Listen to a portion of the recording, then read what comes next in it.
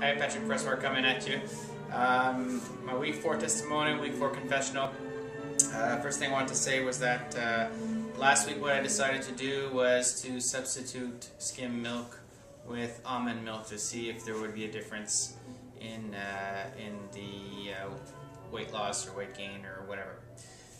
So I want to compare the results of this week compared to last week, but first I want to talk a little bit about experimenting. So I'm reading Timothy Ferriss's book.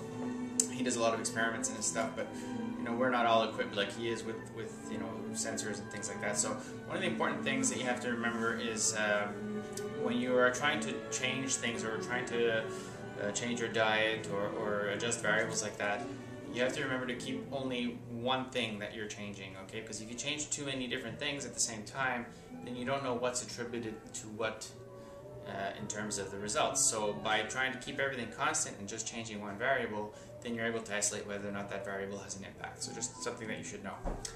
The other thing is measuring. I'm a bit of a data junkie, but I just wanted to give you a couple of hints and things that you should know when you're measuring. For example, taking your weight or measuring yourself, is throughout the day there will be variation. Okay, so in the morning you'll weigh less than you do in the evening. So what's important is you always weigh yourself at the same time. Always measure yourself at the same time. If it's just before going to bed, always measure before going to bed. So for example, in my case, this past week I just wanted to prove a point. I measured myself in the morning and the evening, and just to give you an idea, I had a variation of up to 4 pounds in the same day from the morning to the evening, okay? And then the next morning I was back down that 4 pounds again. So just keep that in mind. Always measure yourself at the same time, and whenever you're changing something, only change one thing. So this last week I substituted skim milk for almond milk, and I wanted to see whether or not it had an impact, because as I mentioned in last week's video, I wanted to see if the lactose in skim milk, which is actually a form of sugar, would impact whether or not it would impact my metabolism in a way. So what I wanted to report to you today is from that last week to this week, there's absolutely no change. So whether or not I was taking cow's milk or whether I was taking almond milk had absolutely no difference.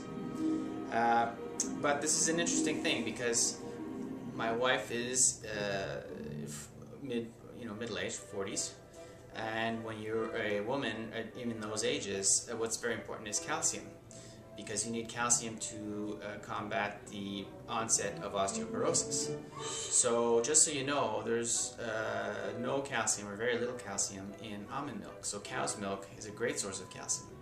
So if you're just substituting cow's milk for almond milk just for the sake of it, because you want to get rid of the sugar, for example, or the lactose, you may want to think again. If it's a question of digestion or a question of being lactose intolerant, that's a different story. But what I wanted to tell you this week was that whether or not I had almond milk or cow's milk had absolutely no impact on the results. So I tried to eat the same things, I tried to eat at the same time, I didn't change my level of exercise, I tried to keep everything constant, and I actually went up a pound.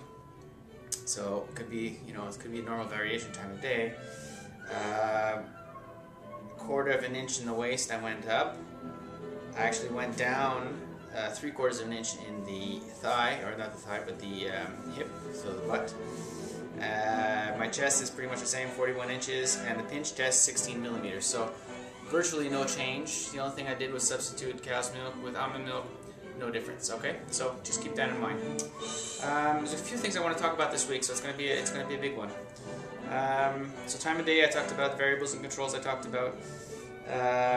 Next week what I want to do is I'm going to be upping my level of exercise. So we'll see if, raising my metabolism by doing different types of exercises during the day will have an impact on my results, okay? I have a feeling it will, but like I said, I'm keeping everything else constant except for that.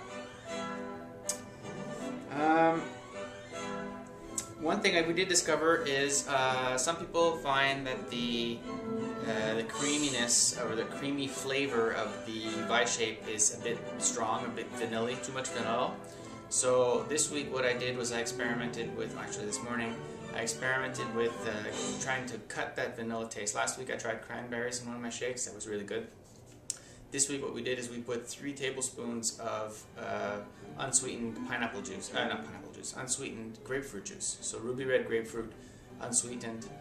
Put that in, so 3 tablespoons of that, 1 cup of milk, this is for my wife, so 1 cup of skim milk, 2 scoops Vi shape, a cup of fresh fruit, 3 ice cubes, mix it all up. Oh, I added some, I always put my wheat germ and flaxseed in there, mixed it all up, and it was A1. The vanilla flavor was virtually non-existent, so if you're not crazy about the vanilla flavor, try that recipe. I'll type it out for you below, but that's a really good way, and it only took 3 tablespoons of grapefruit juice. Some people don't like drinking grapefruit juice alone because it's a bit tart, but in the Vi shape, I guess the mixture of the grapefruit and the vanilla together, they sort of cancel each other out, but it makes a nice fruity taste, not too sweet, and there you go. So I talked a bit about the osteoporosis shake recipe I talked about. Oh yes, one thing we noticed this week. We're taking 2 shakes a day, sometimes 1 shake a day, but sometimes we have a big meal. Like last night we had a big supper, and we both remarked that we are eating less. Like we may not eat less often, but we are eating less in the sense that it seems like our stomach is shrinking.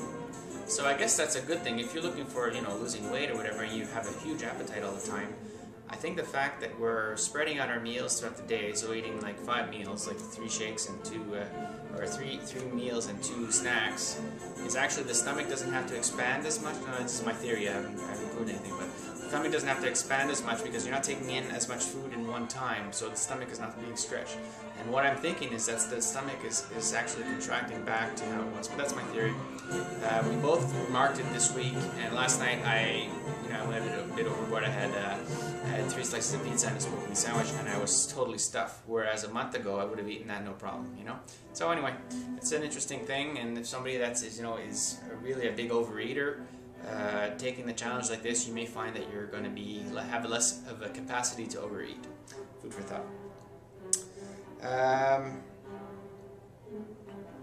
One of the things that I was worried about with the 90-day challenge was that there's so many success stories out there that my worry was that people will see it as a quick fix to lose weight, and then they'll fall back into their old ways.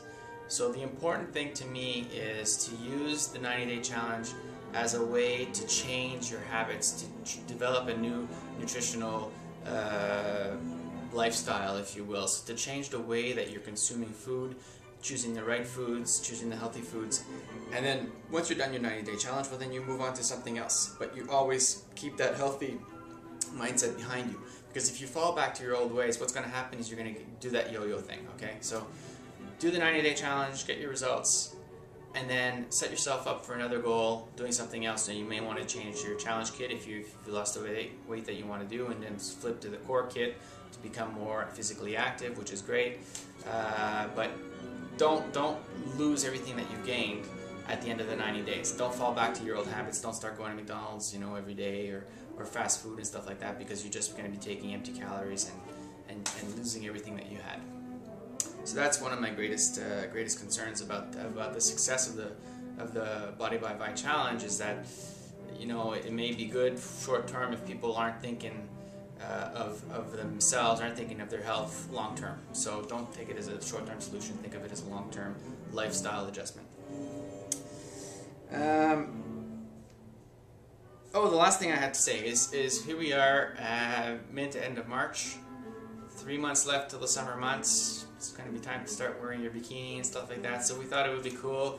It's just the perfect time now to start a 90-day challenge. So as an incentive to you to start your own 90-day challenge, I'll put my link below, and you can order your transformation kit or order your challenge kit directly from here. And at the end of your 90 days, we'll make a $50 donation in your name to help fight blood cancer. So that'll be our gift to you, to say thank you for succeeding your 90-day challenge, and we hope you take us up on it. So just go ahead. We hope you enjoy the hints that we're giving you, but we really want you to start your challenge now so that you can hit the summer and wear your bikini with pride and say, wow, I'm really happy I did my 90-day challenge, and I'm wearing my bikini and this is how I look now, and I'm happy about myself, I feel good, and you know, I'm comfortable in my own skin, because a lot of people aren't. But you know, give yourself a chance, try it, and see what happens. Patrick Pressbar signing off, we'll see you next week. Cheers.